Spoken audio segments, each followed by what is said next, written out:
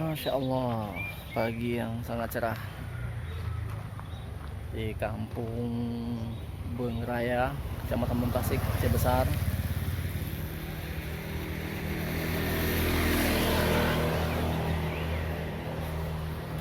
Oke, kita lagi beres-beres mau pulang ke Medan.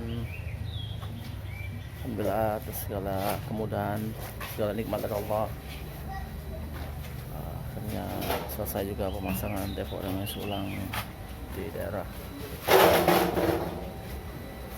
Desa Beung Raya, Kecamatan Muntasik, Kabupaten Aceh Besar. Menggunakan tabung media stainless ukuran 1054 3 unit. Depot ini depot 2 in 1, ada air mineral dan RO nya.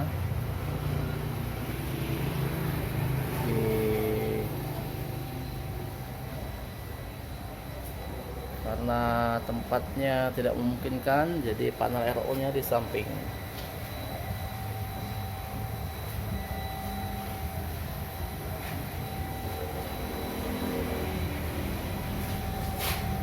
Oke,